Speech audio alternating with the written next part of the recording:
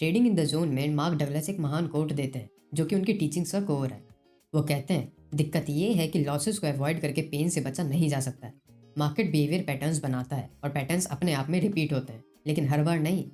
इसलिए लॉसेस को अवॉइड करने और गलत होने से बचने का कोई पॉसिबल तरीका नहीं है। एक बार जब आप इस स्टेटमेंट को अच्छी तरह समझ लेते हैं तो आपका मार्केट के इरेशनल और अनसर्टेन ट्रेडिंग एनवायरनमेंट को एक्सेप्ट करना बहुत आसान होगा।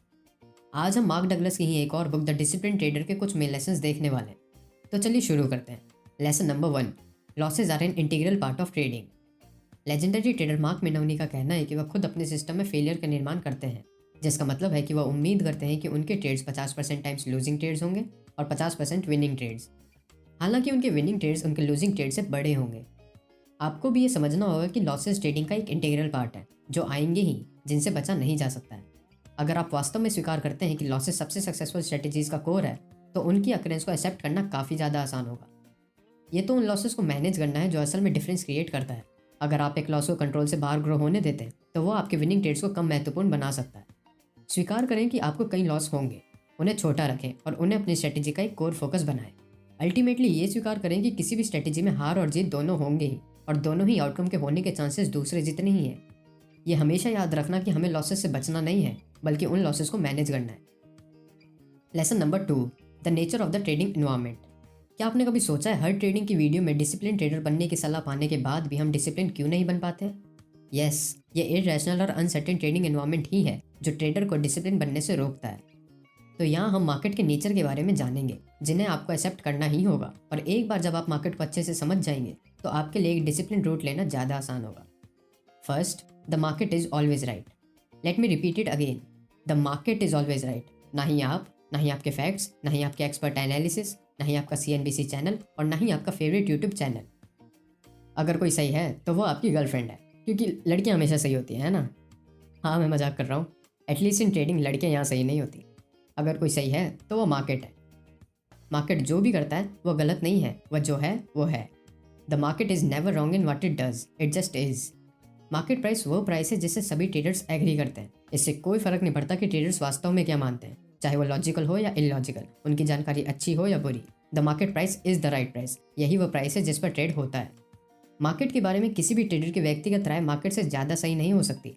शायद ही किसी ट्रेडर के पास इतना फाइनेंशियल दबदबा होगा कि वो मार्केट को मूव कर पाए और प्राइस को अपने हिसाब से एक ही लेवल पर रख पाए। वैसे हाँ, एक केयरफुल ऑब्जर्वर यह अनुमान लगा सकता है कि मार्केट आगे कहाँ जाएगा, लेकिन आपको यह ध्यान में रखना होगा कि अगर मार्केट दूसरी दिशा में जाता है तो अपने अनुमानों पर टिके रहना एक गलती है।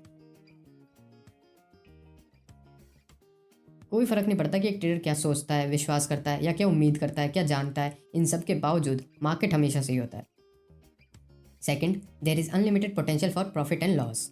एक ट्रेड में गेन्स या लॉसेस दोनों होने की संभावना अनलिमिटेड होती है। प्राइसेस लगातार ऊपर या नीचे चलते रहते हैं, अनिश्चित काल तक गेन्स और लॉसेस को बढ़ाते रहते हैं। हालांकि कोई भी एक सिंगल ट्रेड ट्रेडर को लगभग अकल्पनीय रूप से अमीर बनाने की संभावना रखता है, लेकिन ये विश्वास करना कि यह होगा एक ट्रेडर को मार्केट के एविडेंस को भी उल्टा देखने के लिए प्रेरित कर सकता है। इसी लिमिट की कमी आपके अंदर विजुअल थिंकिंग को जन्म दे सकती है, जो कि बहुत खतरनाक है। इसलिए आप अपने आप को ऑब्जेक्टिव बनाए रखें। मार्केट को वैसे ही देखें जैसा वो है, न कि जैसा आप आशा करते हैं या चाहते हैं कि ऐसा हो। Third, prices are always moving with no defined beginning और एंडिंग। ये तो आप जानते ही हैं कि मार्केट हमेशा चलता रहता है, बल्कि 3:30 बजे बंद होने के बाद भी वो चलना बंद नहीं करता। क्लोज के बाद भी ट्रेडर्स ट्रेडिंग के बारे में सोचते रहते हैं। विनर्स लालच में बहे हुए होते हैं और ज़्यादा जीतने के लिए अगले मार्केट ओपन होने का वेट करते हैं, और लूजर्स टर्न अराउंड की उम्मीद में अगले मार्केट ओपन के लिए अपनी स्ट्रेटेजीज बनाना जारी रखते हैं। अपने इमोशनल टर्बुलेंस को कंट्रोल करने के लिए ये पुरानी कहावत याद रखें, only trade with money you can afford to lose. जब इसमें शामिल हुआ हुआ पैसा आपके लिए इंपॉर्टेंट नहीं होता है तो आपके पास अपने मार्केट परसेप्शंस को क्लियर और ऑब्जेक्टिव रखने के ज़्यादा चांसेस होते हैं। फिर आप अपने प्रॉफिट्स या लॉसेस को इस बेसिस पर ले सकते हैं कि मार्केट क्या कर रहा है, न कि इस बेसिस पर कि आप क्या चाहते हैं। याद रखें, मार्केट में एंटर करना उससे एग्जिट करने की तुलना में ज़्यादा आसान है। ट्रेड से बाहर निकलने का मतलब है अगर आप जीत रहे हैं तो लालच पर अंकुश लगाना, या अगर आपका ट्रेड नीचे जा रहा है तो उससे एग्जिट लेने का मतलब लॉसेस को पहचानना और स्वीकार करना है।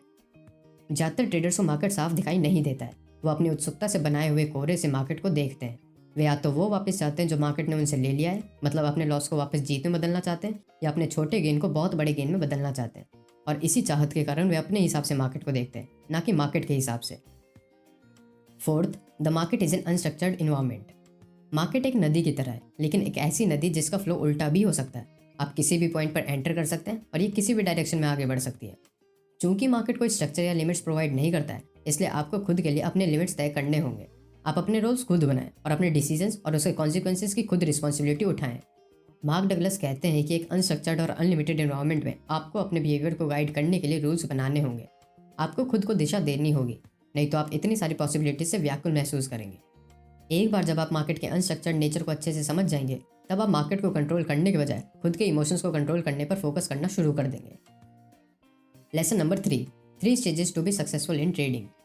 मार्क कहते हैं कि ट्रेडिंग में सफल होने के 3 स्टेप्स हैं: perceiving opportunity, executing trades and accumulating profits.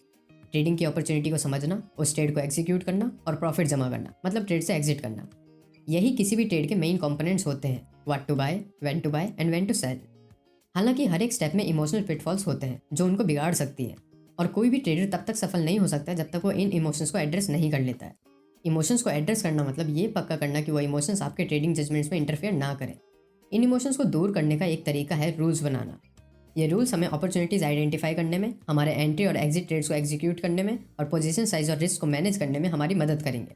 ये रूल सब्जेक्टिविटी को दूर करते हैं और हमारे इमोशंस को इररेशनल मार्केट बिहेवियर में शामिल ना होने में मदद करते हैं। हालांकि इन रूल्स का होना पूर्ण समाधान नहीं है। अगर हम अपने रूल्स का पालन करते हुए सीरीज ऑफ लॉसेज हिट करते हैं, तो हम उन पर डाउट करना शुरू कर देते हैं। इस तरह के लॉसेज हमारी कॉग्निटिव रीजनिंग में इररेशनल ब्लाइंड स्पॉट्स पैदा कर सकते हैं, और जितना ज़्यादा हम लॉसेज की चपेट में आते हैं, उतना ही कम रूल्स का पालन करते हैं। इसके बावजूद कि आपको पता है मार्केट इररेशनल है, ये होता है। साइकिल एंडलेसली रिपीट होती है जब तक हम ये एक्सेप्ट नहीं कर लेते हैं कि लॉसेज होंगे ही। हमें सॉलिड रिस्क मैनेजमेंट के हिसाब से उनको मैनेज करना चाहिए और मार्केट को अपना काम करने देना चाहिए। हालांकि ये नोट करना इंपॉर्टेंट है कि रूल्स को अंधाधुंध फॉलो नहीं किया जाना चाहिए। उन्हें पास्ट परफॉर्मेंस और एनालिसिस से माना जाना चाहिए, जो स्ट्रेटेजी की वायबिलिटी को सपोर्ट करता है। ये तो हमें कहने की भी जरूरत नहीं कि फ्लॉड या अनप्रूवन स्ट्रेटेजी के रूल्स का पालन करने से फाइनेंशियल बर्बादी बढ़ सकती है। तो पहला स्टेप यही है कि आप ऐसे सेट ऑफ स्ट्रेटेजीज चुनें जो पैसे खोने से ज़्यादा पैसे बनाती हैं, that make more money than they lose. एक प्रूवन बैक टेस्टेड स्ट्रेटेजी, और उन्हीं स्ट्रेटेजीज का यूज़ करके आप अपना ट्रेडिंग प्लान बनाएं। और सबसे इंपॉर्टेंट लेसन ये है कि आपको उस स्ट्रेटेजी के लॉन्ग टर्म प्रॉफिटेबिलिटी पर भरोसा होना चाहिए। एक बार जब आप अपने प्लान में कॉन्फिडेंट हो जाएंगे, तो उस पर टिके रहना, डिसिप्लिन रहना बहुत आसान होगा। चाहे आप एक लूजिंग स्ट्रीक को ही फेस क्यों ना करें, अपनी स्ट्रेटेजी के लॉन्ग टर्म प्रॉफिटेबिलिटी में कॉन्फिडेंट रहें और उस पर टिके रहें। Lesson number 4, next trade is random and unique. अच्छा, ये तो आप जानते ही होंगे कि एक सिक्के को उछालना 50-50 बेट होता है। मतलब अगर हम एक सिक्के को 10 बार उछालते हैं, तो एक्सपेक्टेड आउटकम 5 हेड्स और 5 टेल्स आने के हैं। लेकिन क्या असल में ऐसा होता है? बिल्कुल, एक्चुअल में ये नंबर्स डेविएट कर सकते हैं। हेड्स और टेल्स दोनों ज़्यादा या कम हो सकते हैं। लेकिन मानो अगर हमें उस सिक्के को 10 बार उछालना है और पहले 5 बार उछालने पर हेड्स आता है, तो अगली बार 6 बार उछालने पर क्या आएगा, हेड्स या टेल्स? बिल्कुल, अगर आपने ट्रेडिंग इन द जोन की वीडियो से चीटिंग करके बताया है कि हेड्स या टेल्स में से कुछ भी आ सकता है, तो आप बिल्कुल सही हैं। देखिए, छठी बार सिक्के को उछालने की प्रोबेबिलिटी पिछले रिजल्ट से पूरी तरह से इंडिपेंडेंट है। अब चाहे लगातार 10 बार हेड्स आए या 10,000 बार, फिर भी अगले कॉइन टॉस के रिजल्ट पर उसका कोई प्रभाव नहीं पड़ेगा। हेड्स और टेल्स आने के तब भी 50-50% चांस ही होंगे। उसी तरह ट्रेडिंग में भी अगला ट्रेड एक रैंडम इवेंट है, जिसका आउटकम कुछ भी हो सकता है।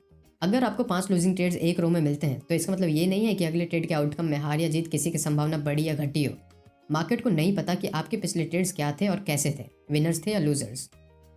और याद रखें, अगला ट्रेड रैंडम होने के साथ साथ यूनिक भी है। अगर आपके पिछले ट्रेड में प्राइस आपके स्टॉप लॉस को छूकर वापस बहुत ज़्यादा उठ गया था, तो इसका मतलब ये नहीं कि इस बार फिर से ऐसा ही होगा और इसलिए आपको इस ट्रेड में अपना स्टॉप लॉस हटा लेना चाहिए। नहीं, आपको समझना होगा कि आपके पास्ट एक्सपीरियंस, आपकी मेमोरीज मार्केट में खतरनाक साबित हो सकती हैं। अपने पास्ट ट्रेड्स के बेसिस पर ट्रेडिंग जजमेंट्स और डिसीजंस ना लें। ध्यान रखें, मार्केट में हर मोमेंट यूनिक है। Lesson number 5, the stepping stones. Mark Douglas हमें 7 स्टेपिंग स्टोन्स बताते हैं, जिन्हें फॉलो करके हम भी एक सक्सेसफुल ट्रेडर बन सकते हैं। First, staying focused on what you need to learn.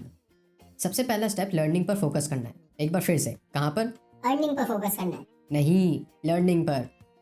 तो ऐसे सेट ऑफ स्ट्रेटेजीज का पता लगाएं जो पैसे खोने से ज़्यादा पैसे बनाती हो, और फिर उन स्ट्रेटेजीज को अपने ट्रेडिंग प्लान का पार्ट बनाएं। Second, dealing with losses. Trading rule number 1, predefine your level of maximum loss. Trading rule number 2, when you get there cut your losses. तो किसी भी ट्रेड में घुसने से पहले पता लगाएं कि किसी ट्रेड में कौन से लेवल पर प्राइस पहुंचने के बाद आप उससे बाहर हो जाएंगे, कौन से पॉइंट पर वो ट्रेड आपके लिए एक अपॉर्चुनिटी नहीं रहेगी। और उससे भी ज़्यादा ज़रूरी बात यह है कि आप प्राइस के उस लेवल पर पहुंचने पर उस ट्रेड को तुरंत एग्जीक्यूट करके उससे बाहर हो जाएंगे। Third, becoming an expert at just one market behaviour. Don't be like jack of all and master of none. आपको हर मार्केट पैटर्न या कंडीशंस को सीखने पढ़ने की जरूरत नहीं है। आपको बस एक मार्केट पैटर्न में एक्सपर्ट बनने की जरूरत है। उन्हीं कंडीशंस में ट्रेड करें जिन्हें आप अच्छे से समझते हो। Fourth, learning how to execute a trading system flawlessly. अपने ट्रेड को सिस्टमेटिकली एग्जीक्यूट करने का मतलब अपने रूल्स पर टिके रहना है और इमोशंस के बेसिस पर अपने ट्रेडिंग डिसीजंस नहीं लेना है। जैसे अगर हमारे कुछ ट्रेड्स लगातार विनिंग ट्रेड्स हो जाते हैं तो हमें ओवर कॉन्फिडेंट होकर अपना पोजीशन साइज या रिस्क नहीं बढ़ा लेना है। हमें अपने प्लान और स्ट्रेटेजी पर टिके रहना है। Fifth, learning to think in probabilities. अपनी स्ट्रेटेजी के लॉन्ग टर्म प्रॉफिटेबिलिटी पर कॉन्फिडेंट रहें। आपको पता रहना चाहिए कि आप over a set of trades आखिरकार जीतेंगे ही। इससे आपको अपने लॉसेस को बिना कोई परेशानी के एक्सेप्ट करने में मदद मिलेगी और आपके इमोशंस आपके ट्रेडिंग जजमेंट्स में बाधा नहीं बनेंगे, जो अल्टीमेटली आपको डिसिप्लिन ट्रेडर बनने में मदद करेगा। Sixth, learning to be objective. Objective बनना मतलब मार्केट को वैसे ही देखना है जैसा वो है, ना कि जैसा आप चाहते हैं। अगर आप इस विश्वास से काम करते हैं कि कुछ भी हो सकता है तो कोई भी मार्केट इन्फॉर्मेशन आपको खतरे की तरह नहीं लगेगी। और जब आप उससे नहीं डरेंगे तो आपको उसे अवॉइड करने की भी जरूरत नहीं होगी और आप मार्केट को वैसे ही देखेंगे जैसा वो दिख रहा है। Seventh, learning to monitor yourself. और आखिरी में अपने आप के परफॉर्मेंस और स्टेट ऑफ माइंड को लगातार एनालाइज करें। ट्रेडिंग जर्नल बनाएं। पता लगाएं कि अगर आपको कुछ और सीखने या स्ट्रेटेजी में बदलने या रिस्क मैनेजमेंट में कुछ जोड़ने की जरूरत है या नहीं। ट्रेडिंग एक कंटिन्यूस लर्निंग प्रोसेस है जिसमें आपका सीखना कभी बंद नहीं होता है। तो यही थे वो 7 स्टेप जो आपको एक सक्सेसफुल ट्रेडर बनने की ओर ले जाएंगे। चलिए अब जल्दी से एक वीडियो की समरी देख लेते हैं। लॉसेस को अपनी स्ट्रेटेजी का कोर फोकस बनाएं और उनको मैनेज करें। मार्केट को सही या गलत समझना एक मिस्टेक है। मार्केट बस मार्केट है। सही गलत, अच्छा बुरा, लॉजिकल इलॉजिकल, ऐसा कुछ नहीं होता मार्केट में। ट्रेडिंग रूल्स बनाना उतना ही इंपॉर्टेंट है जितना कि इस वीडियो को लाइक करना। और वो रूल्स और स्ट्रेटेजी प्रूवन बैक टेस्टेड होनी चाहिए। आपका लास्ट ट्रेड हिस्ट्री है, उसका मार्केट के फ्यूचर से कोई लेना देना नहीं है। अगला ट्रेड रैंडम और यूनिक है। सक्सेसफुल ट्रेडर के 7 स्टेप्स ध्यान रखें और उन्हें अच्छे से फॉलो करें। तो यही थे हमारे हिसाब से इस बुक के कुछ इंपॉर्टेंट लेसन्स। हम इस बुक के और भी छोटे इंपॉर्टेंट पॉइंट्स के ऊपर आगे दूसरे वीडियोस भी बनाएंगे, जैसे फोमो, गैम्बलर्स फैलेसी, इन सब के ऊपर।